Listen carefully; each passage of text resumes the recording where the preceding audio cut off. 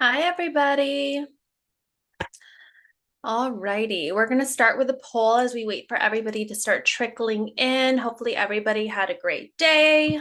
Excited to go over our section today and definitely missed you guys last week. So I'm excited to learn about what you guys learned from last week. Um, so the questions, the poll for today, when you feel free to start responding. When you face a problem, what's your first instinct? Try to fix it right away, ask someone else for advice, think about what caused it, ignore it and hope it goes away. The next question is, what step do you think people skip most often when solving problems? And then number three, which phrase best describes your problem solving style? As you can tell, today we're going to be going over problem solving. So, as usual, this is just to get a better understanding of where you guys are landing today. And while you guys are filling out the poll, few announcements. Again, if you're coming from another session, I'm Kathleen. Ray is done. So nice to see you guys today. Thanks for joining today's class, and we're very excited to have you here. No worries. Few reminders, please turn on your cameras. It helps make the session more fun and more engaging. Attendance points do only go to those that are visible to the facilitator. If you have any tech issues or school commitments, just message the YC staff with attendance in their name to be marked excused for that. Reminder, no participation, no points. So let's show up and continue to shine. Another quick reminder, please update your Zoom display name. Alumni, please add alumni before your name. Student leaders, please add SL before your name.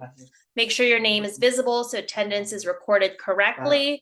And thank you for keeping things organized. So can't wait to get into things today. All righty, great. Let's start with sharing the PowerPoint, please. Thank you, Chris. And let's also go over the polls. When you face a problem, what's your first instinct? A majority of people chose try to fix it right away. In second place, think about what caused it. No wrong answers here. Which step do you think people skip most when solving problems? Across the board, defining the issue clearly, testing different options, following through the plan, and few chose writing out the plan. What phrase best describes your problem-solving style? This is definitely across the board as well. With the highest improviser, I figure it out as I go. That's great. Fast fixer, I jump straight to solutions. Detective, I dig until I find the cause. And then planner, I make detailed steps before acting. All of these are absolutely great ways to handle problem solving, but today we're going to go over some more tools to add to your toolbox for problem solving. All right. This is an interactive class. Feel free to raise your hand, go off mute if you have any questions, stop me. But just be careful that you are on mute right now if you don't have any questions and there's like noise in your background. Okay. How's everyone feeling? Emojis in the chat, feel free. All right.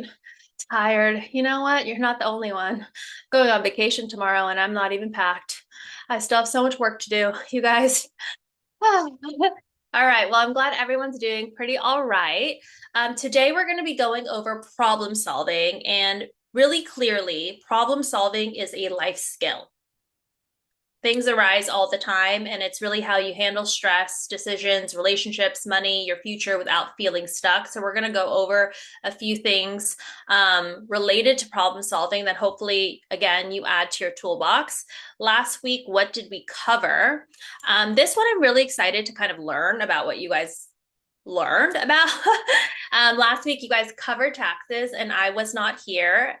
I'm so sad I missed this one because I have so much to say about taxes. So if there are any questions or anything you felt like were left unanswered or uneasy, like feel free to get off mute, raise your hand. And if you guys felt it, like that taxes could be a little lame, and a little confusing, it's meant to be that way. Um, I don't think they, even as a CPA who has done taxes in previous roles, it's meant to be confusing. It changes all the time. So understanding the basics of the why is really important. So I'm glad you guys covered that. Here's what you learned last week: what taxes are and why we pay them, types of taxes and what they fund, and the basics of filing taxes like reading a paycheck, deductions, and refunds. Does anybody want to share what they learned or have any questions on last week?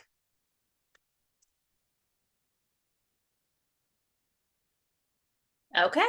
So, in the last class, hopefully you guys explored how taxes keep our communities running and support essential services, and hopefully discovered how paying taxes connects being an informed and active citizen. If you have any questions or anything comes up, please let me know. The learning of... Cualquiera te la dura. Sí, pero la que Okay. Okay, today's gonna be one of those fun classes. The learning objectives for today: we are building on being an active and more informed citizen. So today we're building off of that. And by the end of today, you're going to be learning about 3 of these things. So I'd love for a volunteer to kind of read out the learning objectives for today. Samuel, you're on my screen. Could you please help us out and read it? From the first line, right? Yeah, all 3 actually, if you can. Learn and apply the 6-step problem-solving circle to define issues clearly. Generate options, test solutions, and create actionable plans that can be refined through reflection and adjustment. Use the 5 whys technique to identify the root cause of problems, moving beyond surface-level symptoms to uncover deeper and more meaningful solutions. Strengthen critical thinking by developing a growth mindset, breaking complex problems into smaller steps, and practicing creative exploration to generate innovative and effective solutions. Thank you. That was a lot. But hopefully what we're going to be covering today is you're going from, oh my goodness, I have a problem, I'm stressed out, to I have a plan. It's really the underlying theme of what we're continuing to learn week after week is how do I build up my toolbox so if there's an issue, I have a plan, or I know the science behind it, I know the why, how you guys can build that muscle. We are going to be learning the 5 whys technique. I didn't even know it was called the 5 whys technique, so I'm excited to go over this with you guys. I've done a lot more research on it. And build critical thinking by breaking big problems into smaller steps, so it hopefully feels less overwhelming. Most people don't fail just because they're not smart, or they fail because they're not smart. They fail because they're trying to solve the wrong problem, or they're trying to solve all the problem at once. So I think we have to be really careful when we look at the problem, because problem solving is important, and it's a skill that really turns stress into a plan, an actionable plan. We've talked about SMART goals, all of these things, breaking them up in digestible ways so that our brain can actually absorb what is next. When you don't have problem solving skills, I personally feel that life feels like it's happening to you. It can become overwhelming. You can become overwhelmed a lot faster. You can react more emotionally. You might avoid an issue. You might repeat mistakes because you never really understand the root cause of your why. You can depend on other people to fix things for you, and you can start believing like things that aren't true, like I'm bad at this, when the truth is you just don't have a process yet. So when you do have problem solving skills, you get something most people want but don't know how to build. It's the control and the confidence to be able to find a solution. And hopefully that helps somebody pause instead of panic, break down big problems into smaller problems, smaller pieces that you feel like are more achievable, generate options instead of feeling stuck, and you can make decisions that you're really proud of, even when it's hard. So problem solving is not only related to your school, to schoolwork, or to careers. It really shows up everywhere. It shows up in your grades. how you choose to study, what you do when you fail, how you improve your friendships, problem solving when you're dealing with conflict, boundaries, and misunderstandings with your friends, mental health, how you deal with anxiety, pressure, and overthinking, money. Problem solving comes up in money because of how you budget, how you avoid debt traps, how you make smarter decisions with your finances, and your future. So it's how you choose your path, how you pivot when things get difficult, and how you keep going when life changes. So problem solving is across the board, essentially, is what I'm sharing here. And if you learn tools for problem solving now, you're basically training your brain to become a lot more calmer under pressure, more creative and flexible, more independent. You're more empowered because you have autonomy over your choices and your path. You're more resilient because you can bounce back faster, and hopefully more confidence because you trust yourself that you know you're going to be able to figure this out because you've done it before. So problem solving is a power, and I'm hoping that today we learn how to garner more of that power, because it's really about whatever happens, I know I can handle it. I know I can handle this problem. Let's go into slide 4. All right. Has anyone ever heard of the 6-step problem solving circle? Yancy, have you heard it before? I have not. Neither did I before yesterday. So we're on the same page. But I'm excited to go through this with you, because when I review something with you guys, it really lands with me. Yancy, could you please read this picture from define the issue at 12 o'clock all the way through clockwise? Define the issue, develop options, test options, select an option, write out the plan, execute the plan. Yes, thank you, Yancy. I mean, it sounds easy. You just define the issue and you go through the 6 steps of problem solving, but it is a little bit more difficult than that. There's a lot more nuance to it. So when you define the issue, you clearly identify the problem and distinguish between the symptoms, the surface level issues, and the actual root cause. So really getting to the root of the issue, not just the high level surface level. Then you develop options when you figure out the root of the issue. You brainstorm possible solutions without judging them, gather as many ideas as possible, and evaluate them later. Then you're able to test your options. So analyze the feasibility. Can I do this? The pros, the cons of each option. What are the likely outcomes? What data or experiences can help predict success? And use the evidence or data to predict outcomes. After that, you want to select an option, choose the solution that best addresses the problem based on the evidence and the reasoning, write out a plan, create a step-by-step action plan to implement the selected solution. You include timelines, resources, responsibilities, then you execute the plan. You put it into motion, you monitor the progress, and adjust as needed.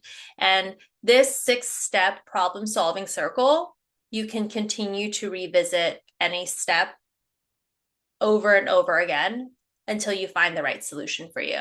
So that's where developing your options, brainstorm as many solutions as possible, test it. Doesn't work, go back.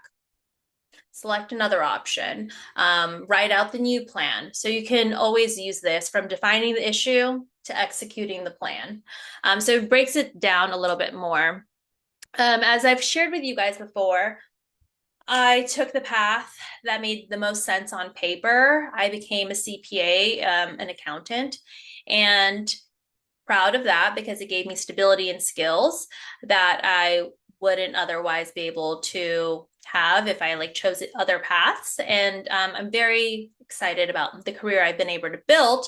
But later on, I realized that I wanted something that felt more like me, like becoming a yoga teacher, teaching classes, leading people through stress, breath, and confidence. And so I had a problem to solve. Not a math problem, but more like a life problem. So I had to define the issue. Like, how do I keep stability and still become the version of me that I actually want to be? I love accounting, or I appreciate what accounting has brought to my life, but I also knew hey, maybe there's more. So I went through, similar to this, unknowingly, I went through this 6th step. I defined the issue. It's not like I don't like accounting or my job. I defined the issue. It was, I want to grow and I'm scared to start. Like maybe I chose accounting because accounting felt safe for me, and maybe I'm scared to start another career. So then I developed options. Okay, what if I start taking one class, one course, start talking to somebody else who already teaches? Why don't I try a training program? Or, I can also do nothing. Those are my options. And then I realized, okay, of those options, what do I want to test? I want to start a program to become a yoga teacher. So I took small experiments during those 12 weeks of learning. I'm like, okay, do I enjoy this? I'm going to start teaching in a controlled setting. I'm testing my options of the multiple options that I had. And then I selected the option that fit me, which was committing to training while keeping my job. Then I wrote out my plan. I trained, saved money for it, and I had classes after work in between my work day, and I had to schedule everything out for myself. I had to tell my family, my friends, and I really had to be more consistent about my schedule because now I was tacking on more things to my already long list of things to do on a daily basis. And then once I knew what my plan was, and everybody all around my environment knew like what was gonna happen for me, I executed the plan. I showed up even when it was uncomfortable. I showed up even when I was tired. Like I had a long work day and I'm like, you know what? I'm still going to class. So I'm telling you that when you're using this 6-step program problem solving circle, it's not just for math problems or anything like that. It's how to solve anything that's going on in your life. And learning the 6th step can really bring you back to like, okay, what's working, what's not working, and the why. Does that all make sense to you guys? The 6-step problem solving circle, you can drop in the chat.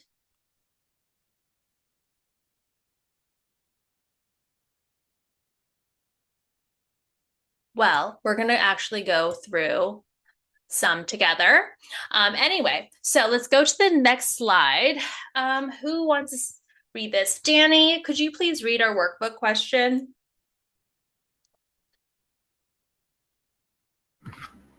The workbook question is, which step do you think people tend to skip most often and why? Okay, so you guys are going to be given a minute and a half for this, and then we're going to go into breakout rooms and discuss this a little bit more deeply so that the 6 steps sink into your brains, right? We're really going to drive this in. So let's take a minute and a half to kind of go over this, and then we'll break out.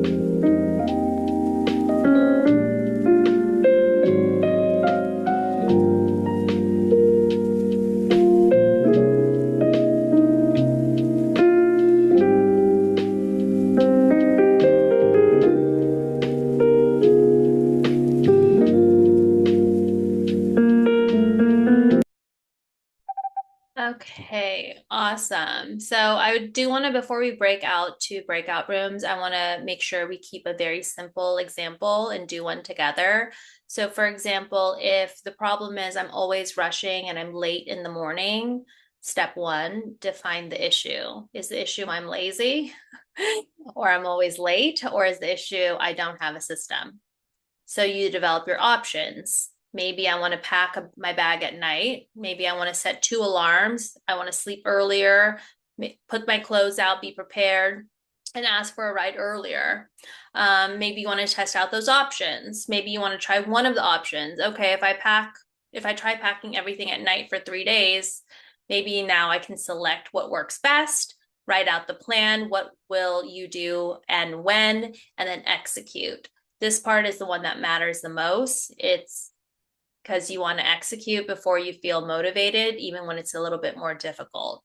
So in your breakout rooms, I urge everybody to share which step do they think people or yourself tend to skip most often and why, and then add what happens when you skip it.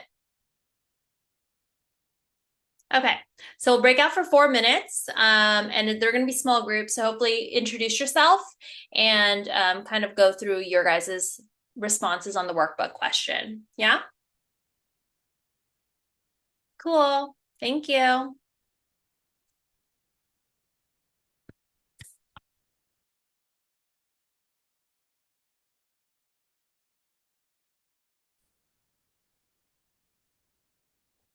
All righty.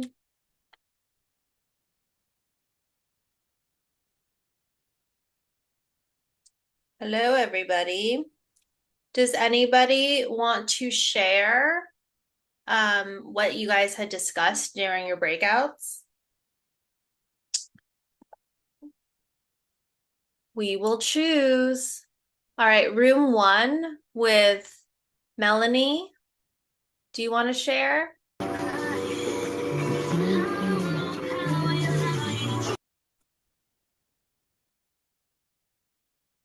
Okay, Makai.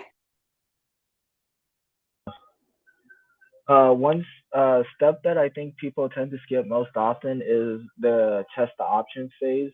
It's because some people would rather try to get straight into finding a solution without actually testing what their options are, and would rather try to do it in one shot or one go, more rather than go through failure and experience what actually works for them. Yeah, definitely. I think that's a very fair observation, that sometimes you test your options and then one didn't work out, and then perhaps you just say like, okay, well, I'm not good at math. I tried this one thing and I'm not good at math. Okay, I'm just going to state it, stop there. And it's absolutely true. There's other options that you can test that will yield other solutions. Thank you for sharing. Lisette? Okay, the step that I think people tend to skip most often is actually write out the plan because I think that like when you're coming up with this idea, it's mostly mental. And when you think of like the next steps, you might like jot it down a little bit, but you don't actually end up writing down the whole plan step by step with like stuff you need to include. Just like little key details, I think is what people skip out most on. And I think it's a really important step actually, because you get to see your whole plan laid out in front of you compared to just a few notes of what you want to do, what you want to try, what you think might work. Yeah, definitely. I think that's a really good call out. Like, what exactly does testing the option look like to you? And for me, like I shared, like going into yoga teacher training, that is not super easy because like I have to dedicate 200 hours across 12 weeks. So I have to look at my calendar. I have to schedule my time. When am I going to take classes? When am I going to do training? When am I going to do reading? Oh my goodness, what does this actually look like? This means I might not be able to see my friends for the next 12 weeks, and I have to be good with that. So like for me, maybe I didn't write out my entire plan. I think writing it out is actually a lot better, but at least scheduling out what does that look like? What does that time constraint going to require of me, and really mapping it out so I'm fully aware of what's coming up. Thank you, Lisette. In the chat, David said, I feel like people tend to skip the select option step because some people tend to be indecisive and let time pass. I agree too. I think it's really easy to, oh, there's a problem. I have so many ways that I can solve it. it's going to be so difficult. I'm not really going to do it. I'm tired. I quit. This is too much work for me. I'm just going to float on by. The example we said of, okay, hey, like, am I late? Why am I always late to school? Okay, maybe I could do this, or this. Do I want to test out any of those options? Like, all of those seem like something I have to like take accountability and do. And some people don't want to do that. So hopefully you guys know, like, there are options, but I think the pretty important part of all of this is that you can continue to test those options after you write it out, execute. You can always come back, because just because you can define the issue and develop the options doesn't mean your options fit that exact issue. That's the whole point of like testing these things out. Anybody else want to share? Yeah, Andrea. Hi, so what I said in the break room was I feel like people tend to look over or rush way too fast into the issue and don't find the root of the problem. I feel like people just notice something and they try to fix that one small thing, but it goes deeper than that. And I feel like that's why people tend to not fix every problem, because they overlook the root of the issue. Yeah, definitely. Sometimes the problem isn't the problem, right? I don't know if everyone goes to therapy, but sometimes you think like, oh, X, and it's like, oh wait, it's a lot deeper than that. And so you test out different solutions and figure out like, okay, what's the right one for me? Because a solution that worked out for somebody else for their problem might not be the same solution for you. And that's why it's great to like kind of keep throwing all of your options out there so that you can decide like, how will I personally solve my problem? Because your problem can be slightly different and require a different plan. Thank you. Appreciate you guys for sharing all of this. Anybody else? Yeah, I don't know how to raise my hand. You're good. But um, like basically, kind of what you said. To add on to what you said, a lot of people don't want to take accountability of themselves and their actions, and then they also like whenever they try new things, they don't want to like they want to do everything they're doing right now, but don't want to make that sacrifice. And I feel like that's what a lot of people don't understand, that most things in life, like, with no risk, there's no reward. Yeah. But yeah. Yeah, definitely. I mean, all of that 100% true. And I think this is why it's so important that Youth Champions is talking about it today. It's because problem solving isn't easy. It's a problem. And like there's a lot of ways that you can go about your problem. You can say like, I'm not going to do anything at all. I'm not going to have accountability. I'm going to blame so and so for why I have this problem. You hear a lot of people like, oh, why are you like this? My teacher doesn't like me. That's why I have a bad grade. My teacher's not funny enough. My teacher is not teaching it to me. Like there are options around it without saying like, okay, that's the end. There's no solve to this problem. Putting the blame on other people and not having accountability, that is, define the issue. Why do you do that?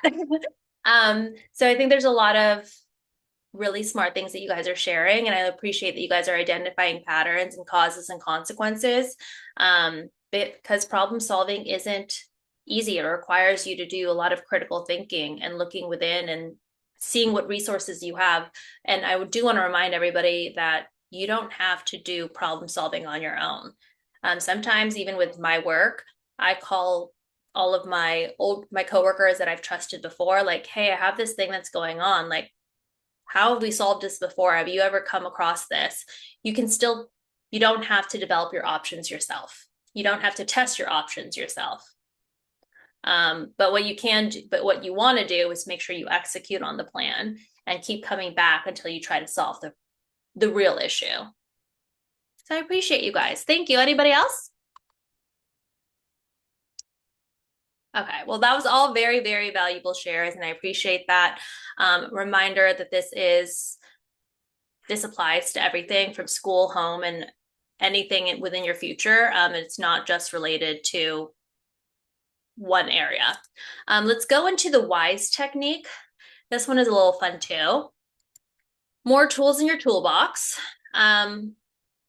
So does anyone want to read out this slide Framing the problem, the 5 whys technique. All right, Fatima, can you please read it?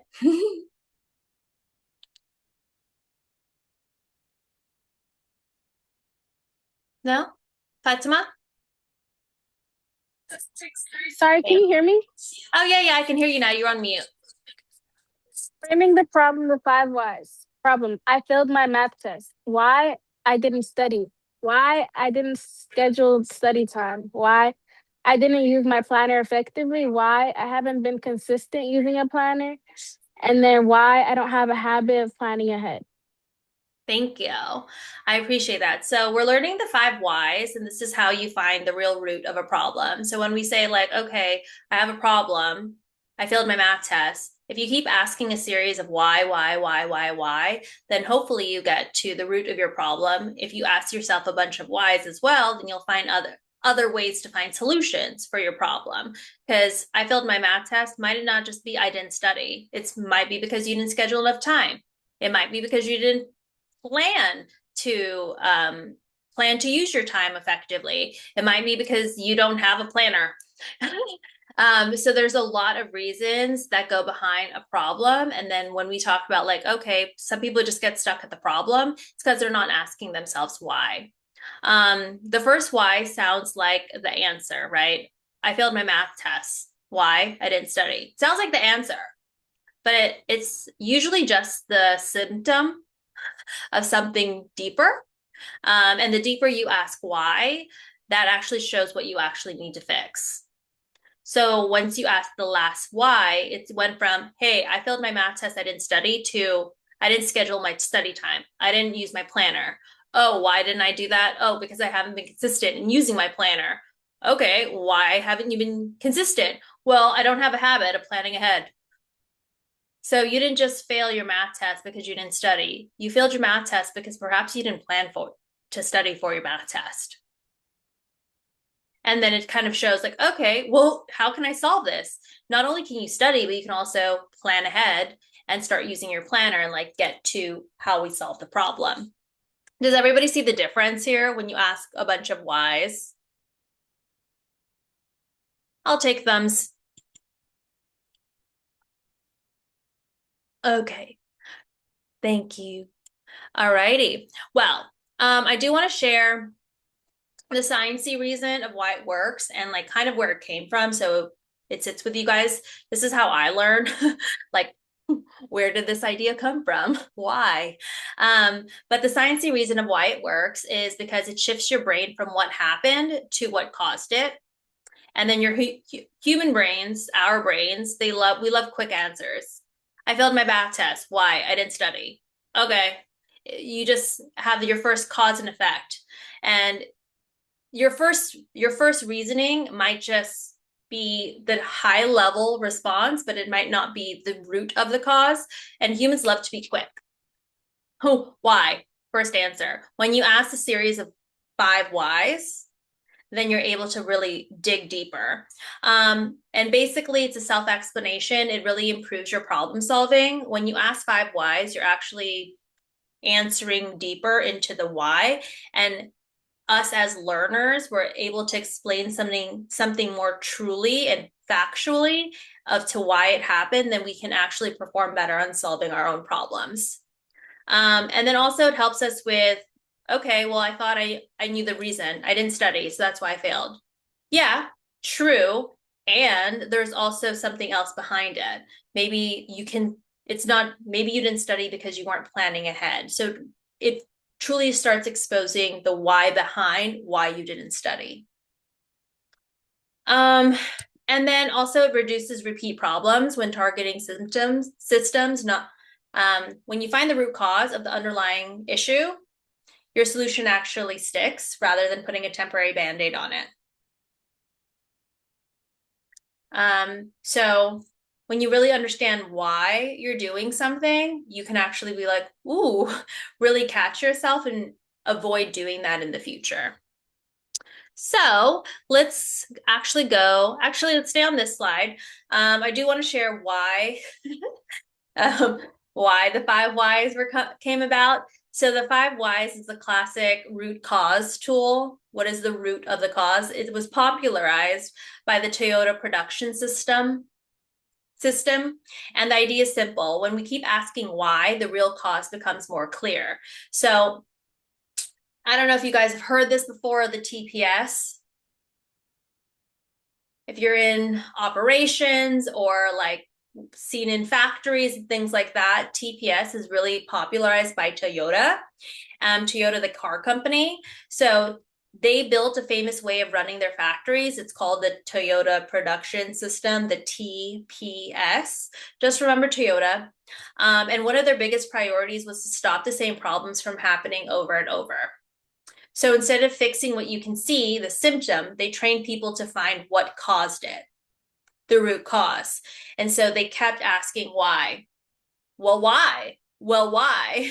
Well, the factory isn't producing on time. Why? Oh, because we're not getting the inventory on time. Well, why? So they can keep asking why to get to the root of the problem, to make sure that problem doesn't happen again, not just the first layer of the issue.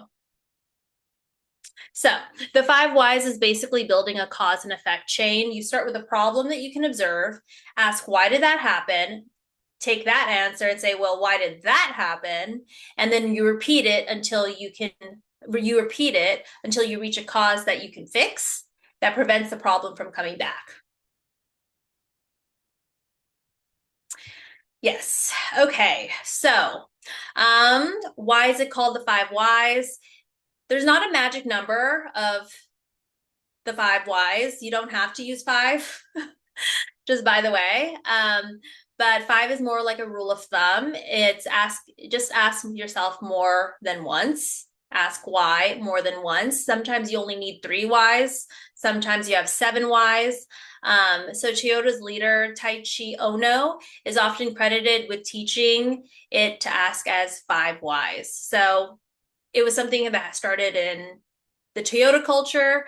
And now there's a lot of like other terminologies to this, like lean, continuous improvement. And a lot of other industries have actually adopted this as well. And it doesn't just solve factory issues and company issues. It generally solves many everyday problems. So yeah, this one is really fun. And I'd like to go to the next slide. The next slide would, JB, can you please read the workbook question? Yeah. Think of a problem you've faced recently. What might have happened if you stopped at the first why versus going deeper? Well, thank you. We are going to be going through this about a minute 90. So if you guys can go through your workbook question and really think about these problems. I don't know how deep you can get into it that quickly, but let's come up with it and see what happens when we join each other again. Thank you.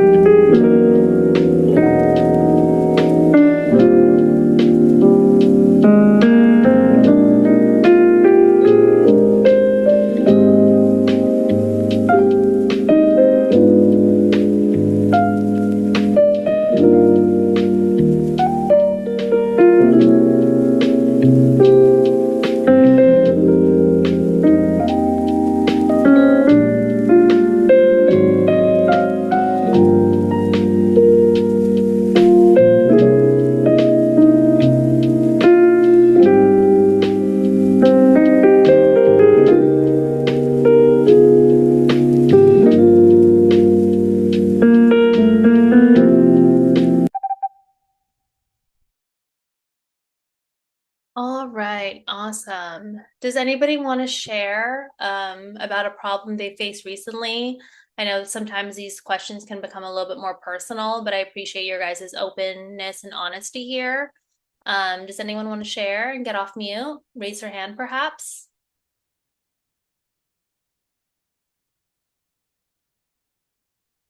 If you want to put in the chat as well, that is absolutely a-okay.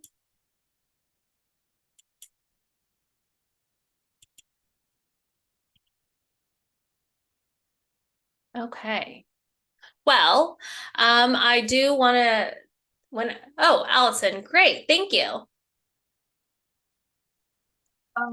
Sorry, I'm on the bus, so if you can't hear me, I'm sorry. But You're good. an issue I had recently was within my friend group. Um, it was uh it was kind of dumb, but it was just like uh we didn't like, well, me and my other friends didn't like how one of our friends was acting towards us, and so like it kind of like caused an issue, but we like solved it out by talking it out with her and stuff. Yeah. Yeah.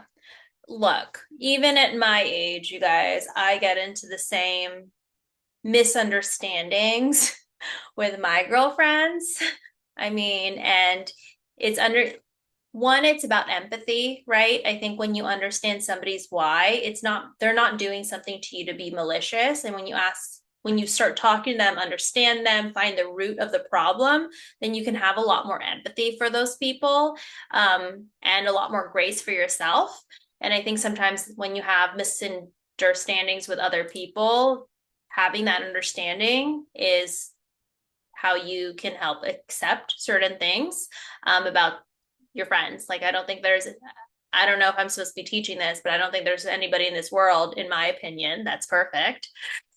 So having that understanding as to why that's happening to them, it might just be they had a bad day, or it might be something that's a little bit deeper. But you definitely want to talk about it with whoever you have that issue with, rather than holding that back in. I appreciate that. Anybody else want to share? Okay, I'm going to give an example. It's a silly example, but honestly, this has been coming up a lot because a lot of my friends and family have been like sick and like not figuring out what the root of the problem is. So I'm going to talk about a doctor problem. So you come in and you tell the doctor, hey, I have a headache like every day. And the symptom doctor goes, okay, well, here's your pain medication. Next. And you feel a little bit better for a little bit, but your headaches still keep coming back.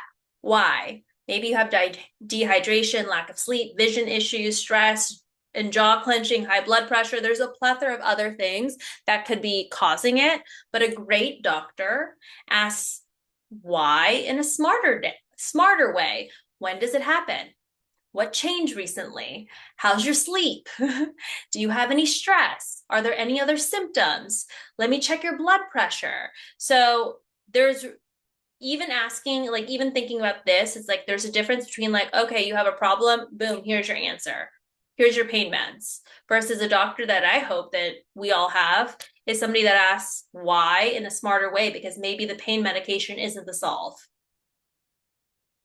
Yeah. So stopping at your first why is like taking a painkiller. It's going to help you for today, maybe. Maybe it's the answer, but going a little bit deeper is going to diagnose the true cause. And that's what actually changes your life and stops the problem from coming up again and again. All right, let's go into the next slide, please. All right, building critical thinking skills. This one's fun. Okay, so let's talking about critical thinking because problem solving needs it. You got to use your brain to find out how to solve your problems. There are 3 truths from this slide. Old solutions don't always work for new problems. Creativity grows when people explore options before deciding, and people do not need to fix an entire problem all at once. So, that part is huge. You don't need to fix an entire problem all at once. If your brain says, oh, I need to fix everything all today, you're going to freeze. And if your brain says, okay, well, what's the next right step? You'll be able to make those moves. And we've talked about that with our smarter goals. What's my next step? You don't have to figure everything out today. I think that's a big life lesson. So I really want you to catch that part. You don't need to fix your entire problem all at once. Old solutions don't always work for new problems. If you take nothing else from today, take this. When your old strategy stops working, it doesn't mean that you're failing. It just means that maybe the problem has changed. Maybe the problem has leveled up. So pretend you're playing a video game and you keep using the same move from level 1 to level 12. I mean, you're going to get cooked because the situation has changed. It requires a different skill. It's a different level. So with that, growth mindset equals flexibility under pressure. There is a psychologist, I brought her up before, especially last session with Carol Dweck. I think I even brought her up during SMART goals as well. She's the one that coined growth mindset. She studied how people respond to hard things, and she found that people who believe their abilities can grow have growth mindset. They handle challenges better because they stay flexible instead of taking it personally. So in a problem, your job isn't to say, this isn't working, I'm not good at it. Your job is to say, this isn't working, so I need a new strategy. And then you don't have to solve the problem, the whole problem today. So imagine if you had to solve the world peace in one day. Would that not get so tiring? There's so much left to do. How are we going to solve in one day? You hear, Rome wasn't built in a day. Some of these things are going to take time. And there is a lot of research with something called decision fatigue. Basically, the idea that after you make a lot of choices, your brain gets tired and your self-control gets weaker. I'm honestly going to translate to you because I was talking about this with my mother-in-law today. A lot of my jobs, I have to say yes, yes, no, no, yes, no. I approve, I don't approve, no, do this, no, do that. After work, I get very tired. I think that when I was putting this lesson together, I was like, oh yeah, I have some decision fatigue. After this, I don't want to go exercise because I'm so tired from what I had to do all day. And if you think about your guys' life, if you think, okay, do I want pizza or tacos? Now, do I want TikTok or YouTube? Do I want to sleep or do I want to wake up early? Do I want to study or not? When you ask so many questions, your brain starts getting foggy. When you have to keep making decision after decision after decision, your brain gets foggy, and that's the whole point. It's natural for many people to get very tired, even business owners, especially every day when they're making decisions about a business that affects so many different lives, they get tired at the end of the day, and that's absolutely normal. So break things out by chunks. You don't have to solve all of your problem in one day. And then creativity grows after the obvious ideas. So this part is really fun. Creativity grows when you explore many options before deciding. I had the opportunity to work at Headspace, which is a meditation app, and they had some design leaders from IDEO come to our company to talk about how to be creative. I was like, what? We're paying that much money to teach us how to be creative? Very smart. Because creativity is what's going to lead to innovation. And so this is what their idea is to do. It's you throw a bunch of options and ideas onto the board. Most likely your first idea might not be the idea that sticks. So IDEO, IDEO, that's the company name. I believe it's two brothers, Tom and David Kelly. They talk about, if you want to YouTube it or look it up online, but they designed so many products and services by bringing so many different personalities together and finding out creative options. And then putting those options together to make wonderful products that really solve larger issues. Old solutions are a great start, but they're not always the conclusion. Growth mindset means you adapt. Big problems, you can solve them when you put them into chunks because your brain gets tired when you try to do everything all at once. And better ideas show up when you generate options. And you can always generate options with someone else, with many people that are different from you, because their ideas and their experiences are going to bring creative solutions to your issue. So when you have a problem, feel free to ask not just your friend that you're like so comfortable with. Maybe there's somebody else that you know that you can ask, like, oh, hey, what would you do here? You can meld all of those different solutions to create the right one that fits for you, because creativity grows through experimentation, not perfection. And yeah, let's go into the next slide. So this is a workbook question. I know I just went through a lot, but what challenge have you faced recently, and how could you break that down into smaller pieces? All right. We'll give a minute, Chris.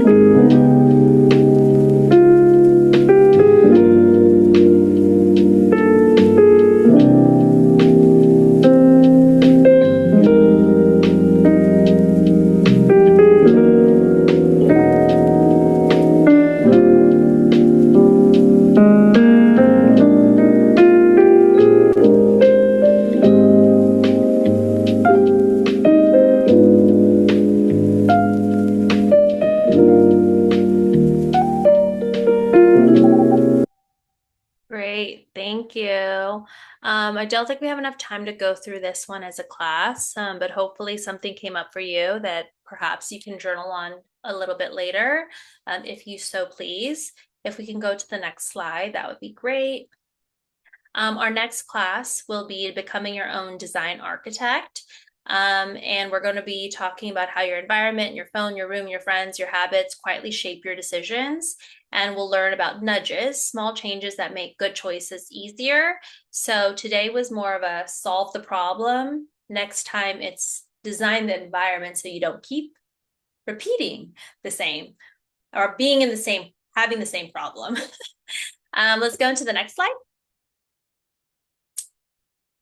You guys, please spend the next 90 seconds or the next, through the end of this time, take the 90 seconds to finish the workbook, questions, and complete the survey. And then I'm going to actually walk through announcements while you guys are completing this.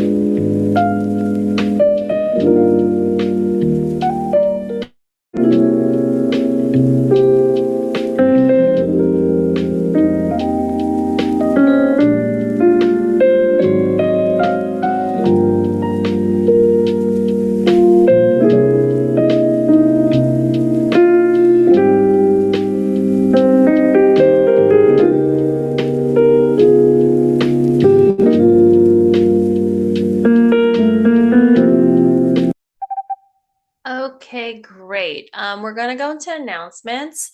So reminder, your workbook and survey form close this Friday at 5 p.m.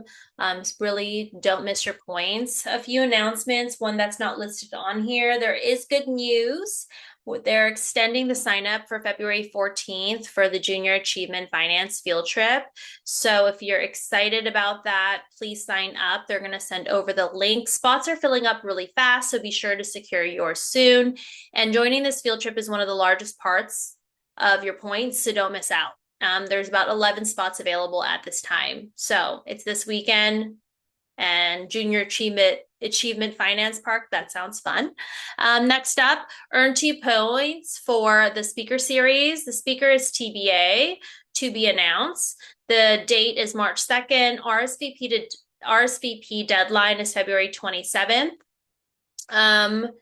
You know, all of the speakers series have been amazing. So, you know, keep a lookout on that, even if you don't know who the speaker is yet. The student leader form, for those who aren't a student leader from the last semester, please know that the student leader form is still open. This is your last chance to step up, shine, and make an impact, or this is your chance to sign up for this and lead a small group, support your classmates, and keep the energy alive in the workshops and events. Be the voice, share your story, and continue to inspire others. The deadline is on February 12th at 5 p.m. And I really just want to say again, the 6-step circle, you guys know the 6 steps now. You can continue to reiterate it. The 5 whys, you don't have to ask why 5 times, but do know if Toyota put it into motion and it's still around, it's quite important. So just, you know, take a pause, dig into what the root of the problem is, and then begin to make steps in the right direction. That's all you need to do, 1 step at a time. All right, thank you guys so much for your time, your energy, your participation. I love being here with you guys, and I'm so proud of everybody here. Thank you. Thank you, everyone. Have a great evening. See you next week. You too. Bye.